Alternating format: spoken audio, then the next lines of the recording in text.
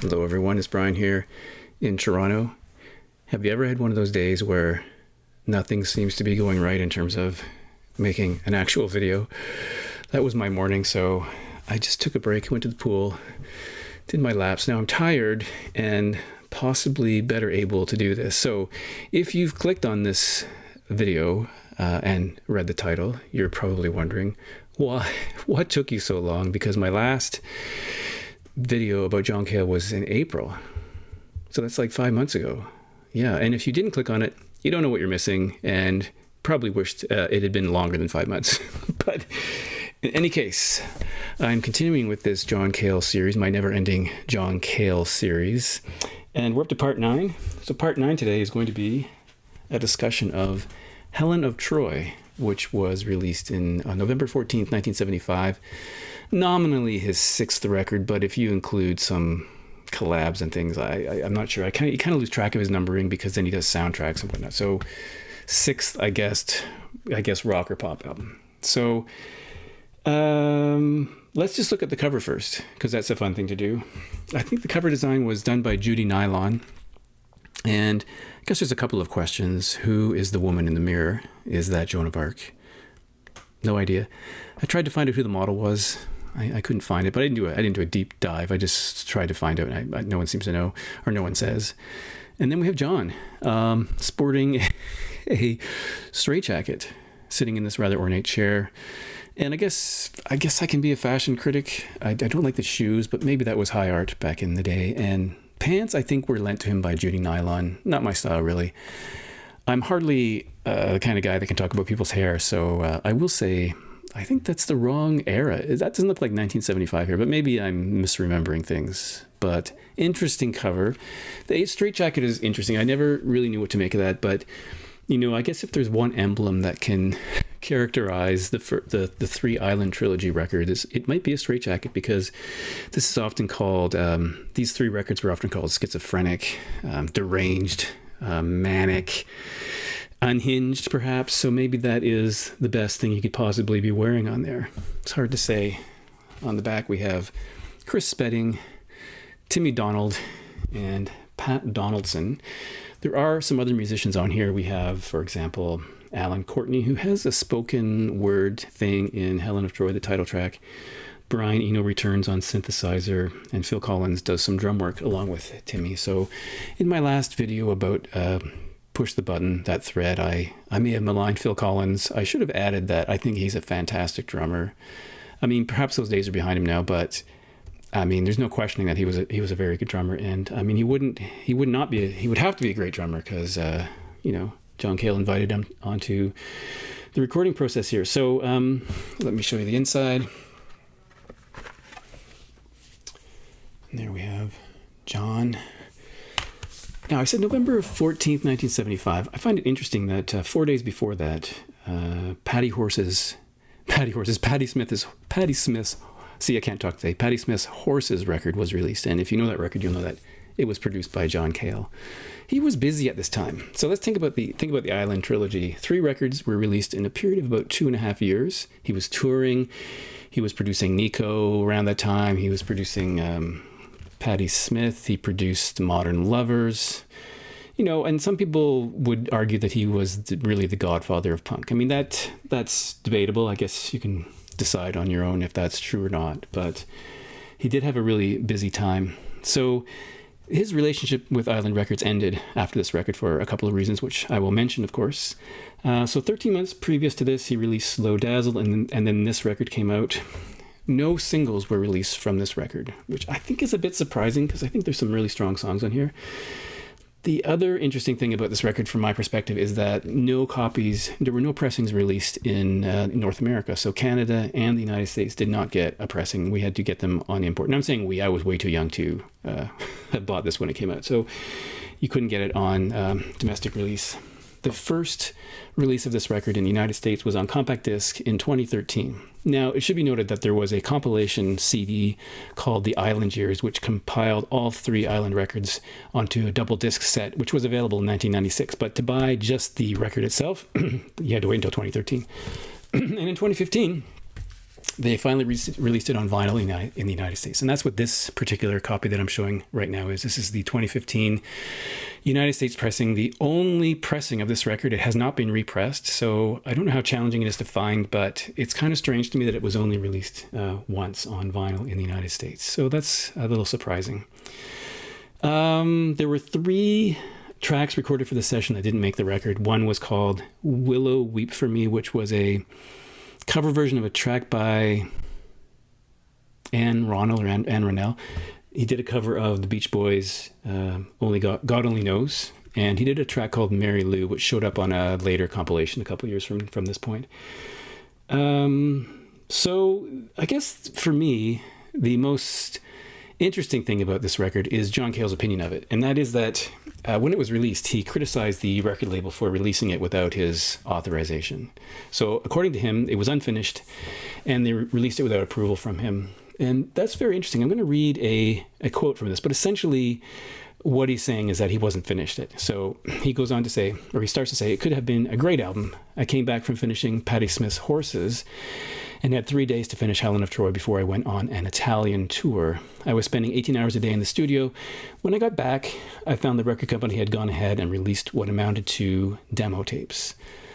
I think that's a bit strong because, I've heard a lot of demo recordings over the years, and I would say this is much stronger than any demo recording I've ever heard. It's got like a full band on there. Usually I think of demos as like a guy on a piano or a guitar and very stripped down, but this I don't think really is the same quality as a demo recording. He goes on to say, the trouble was that Island had their own ideas of what that album should sound like. They wanted to include songs that I don't particularly like, but it was also an impertinent assumption on my part that I was capable of managing myself, which is possibly a very good piece of self-reflection there. I don't really know, and I don't think anyone really knows what his ultimate conception of this record is. I think it sounds fine.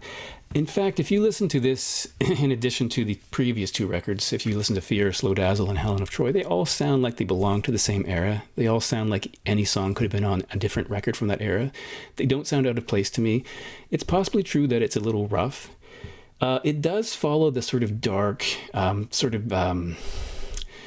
threatening sound, the sort of deranged element that he had. Maybe this lyrically is darker than the previous 2 records. It does have people use the word schizophrenic when discussing these records. I think that's valid. But overall, I would say this is really good, and I don't see how it's much different from the previous 2.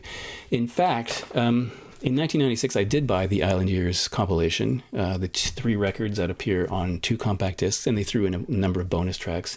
And to me, when you play that, they all sort of sound, as I just said, very similar in style to one another. And if you shuffled those tracks or you listen to them out of order in any way, they would all sound like they belong together. So I'm not sure that his criticism is that I don't know. I don't know how to take his criticism, but I would be interested to know how he would have changed it. He did re-record one of these tracks later on, though, which I will mention in a later video. But there are 11 tracks, 9 originals, 2 covers.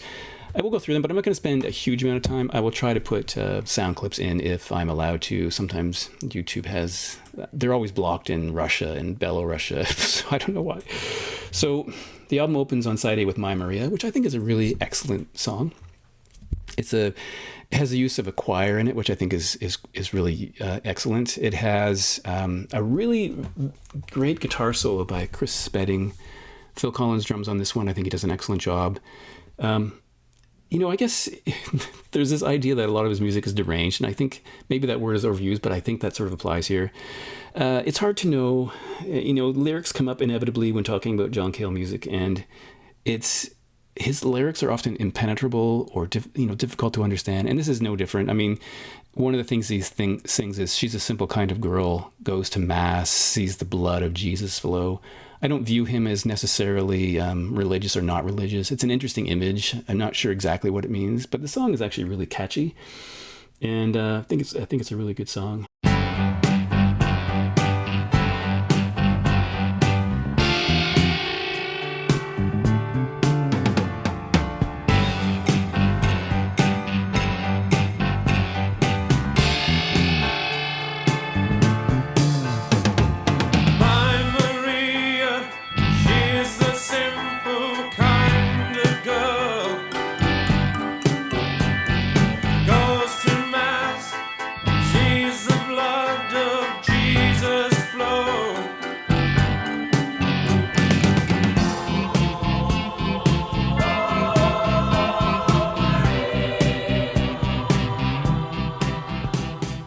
moves into Helen of Troy, the title track, which these two first tracks are two of my favorites on the record. Helen of Troy has got a really great groove.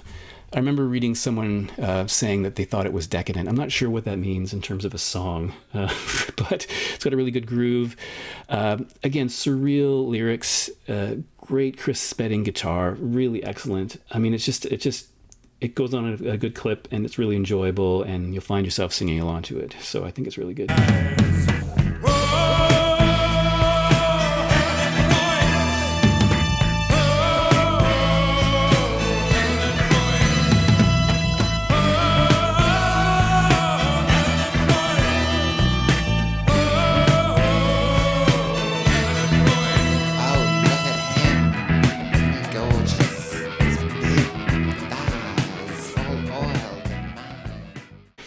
China Sea, third track, is a song that at first listen you might think is a happy song because of the way it sounds, the keyboards, voice, gentle song. Great keyboards on this track. There's an orchestra on it.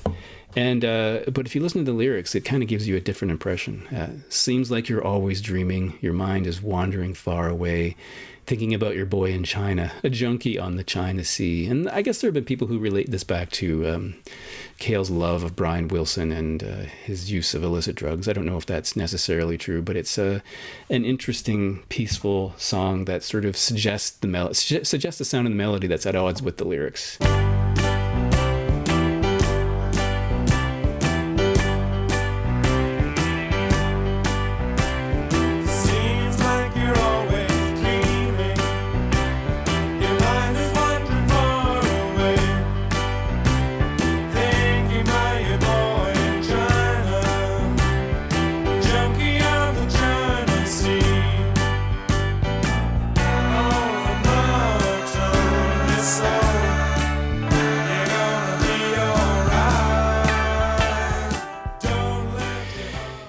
Engine.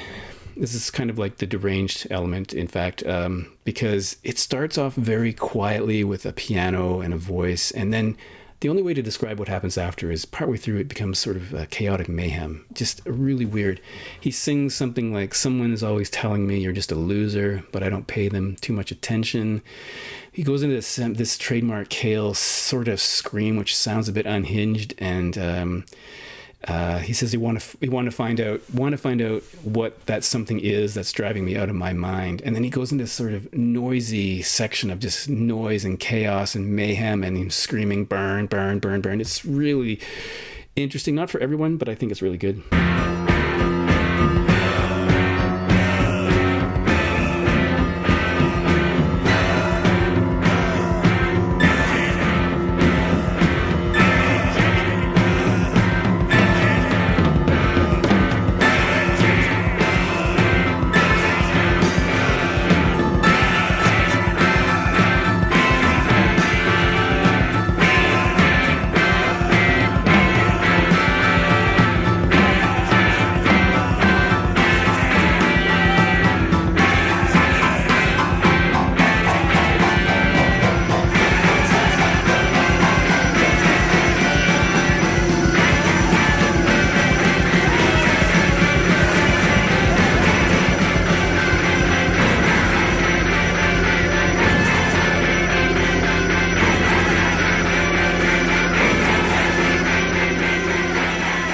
Save Us is I think we describe that as like a straight up kind of really cool pop rock song. I think it's really good. I don't think the lyrics are anything remarkable, but he does say, "Save us from the wind that bleeds, save us from the falling rain, save us from the house of God, save us from the wind that bleeds." I don't know what it means, but it's actually a really good track. That rounds out... No, it doesn't round. There's one more track.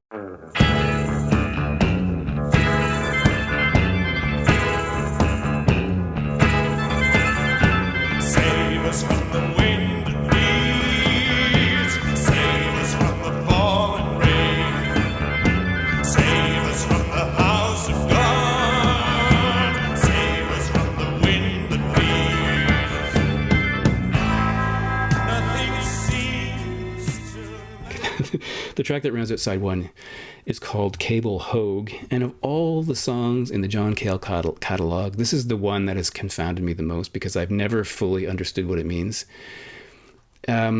it has a sort of Western feel to it in some ways. And for a while, I didn't even know what I still don't know what cable hug means, but it dawned on me one day when searching for it that it could be a name, like someone's name is Cable Hogue. It seems like a strange name, but then I read someone talk about the fact that it was a gay love song. So I don't know if it is or not. The lyrics are impenetrable. I don't know what they mean.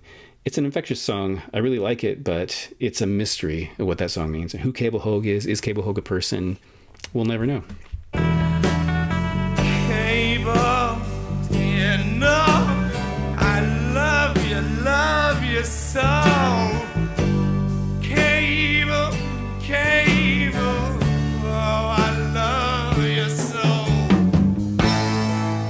Though they're looking for you down south, and all you gotta do is go down there and open that big fat mouth. Oh, Cable, Cable, Cable, where you been? Okay. Side 2 opens with a marquee John Cale song, a song that if you saw him in concert, he'd be sure to play. A song that has been a fan favorite for a long time, and that's called I Keep a Close Watch. And when he starts that song, he steals Johnny Cash line, which is kind of interesting.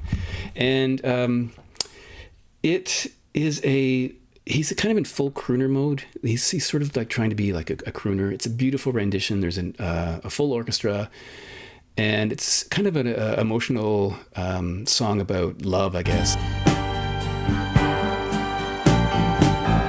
I keep a close watch on this heart of mine.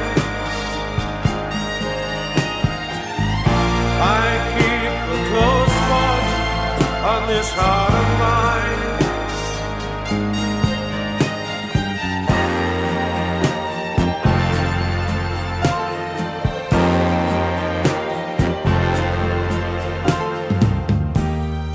I still hear your voice. He apparently wanted, in fact, he said he wanted Johnny Cash. Sorry, he stole the line from Johnny Cash. He wanted Frank Sinatra to sing a version of it because it kind of fit with his conception of like a big band sound kind of thing. And that never happened, unfortunately. It would have been cool to see that, but it never happened. I'm sorry that didn't happen. That would have been interesting. But that is a track that he re-recorded later on, which we'll come to down the road. But I like both versions. I can't really say which is better, but it's a classic John Cale track. So, second track is called Pablo Picasso, and that's the first of 2 cover versions.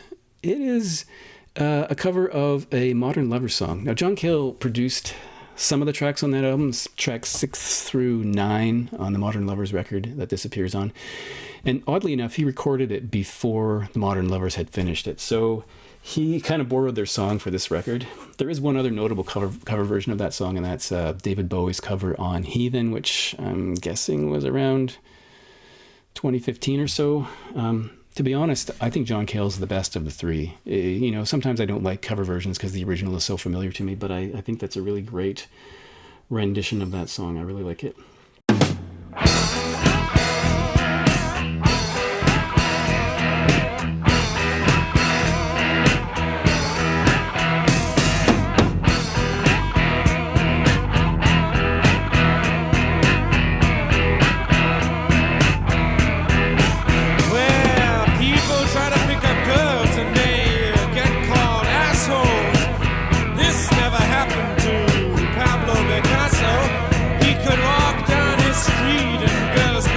Resist his stare. Pablo Picasso never got called an asshole.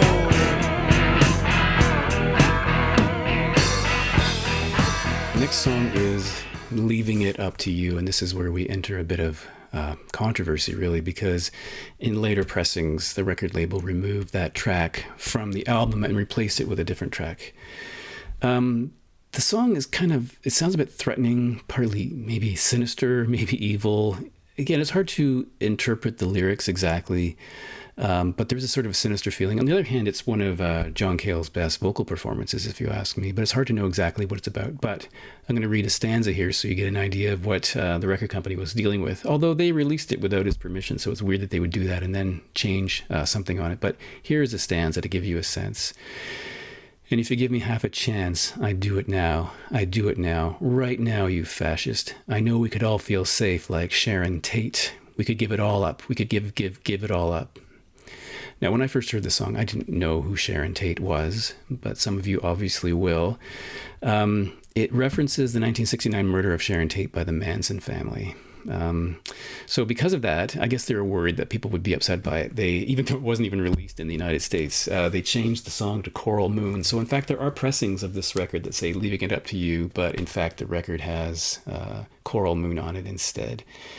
By the time the CD came out, it was switched back, and Coral Moon became a bonus track, I think. It's on the Island Years bonus track anyway. So, yeah, so it's an interesting track. I'm not sure what he's trying to say by that, but the record company, I guess, had a change of heart and then another change of heart. So.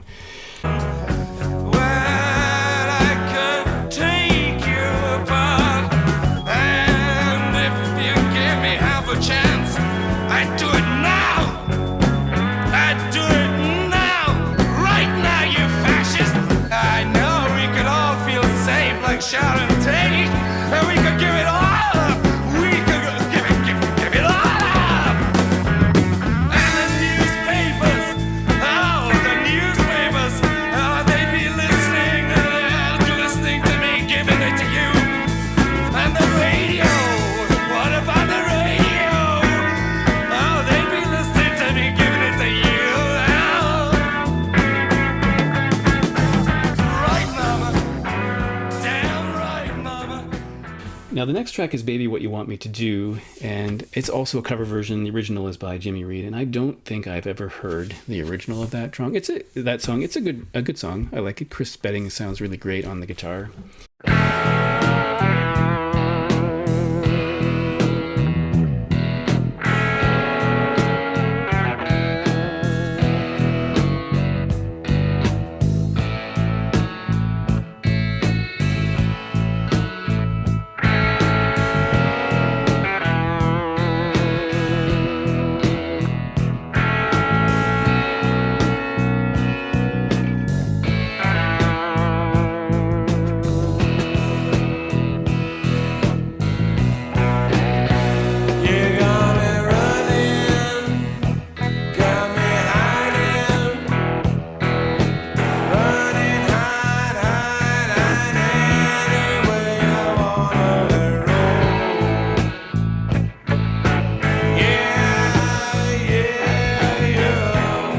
Track 11, track 5 on side B is called Sudden Death. And that is a really interesting John Cale song. Some people's favorite, I've heard.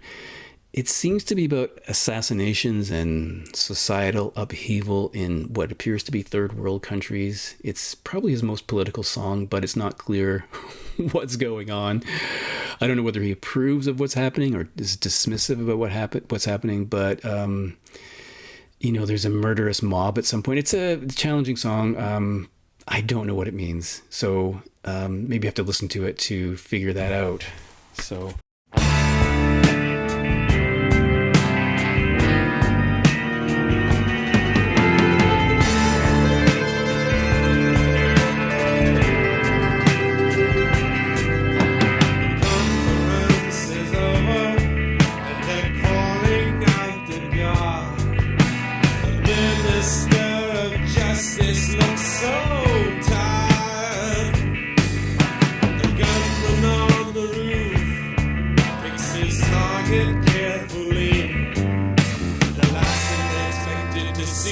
Sudden death.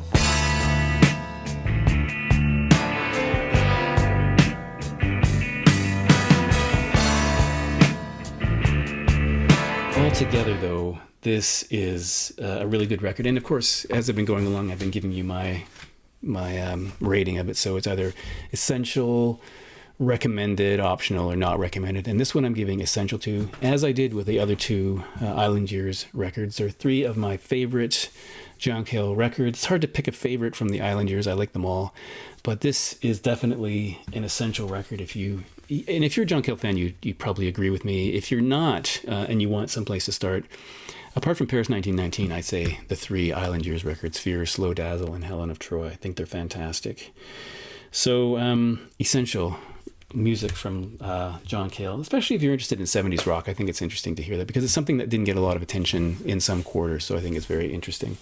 I've used the word interesting way too many times in this video. So that's it for that. Next video on John Cale will maybe include 2 releases. I'm not sure because there's an EP that I wanted to talk about and a famous chicken incident and then a live record. So we'll see how that goes, but 1 video or 2. But thanks again for watching. I'll see you in the next one.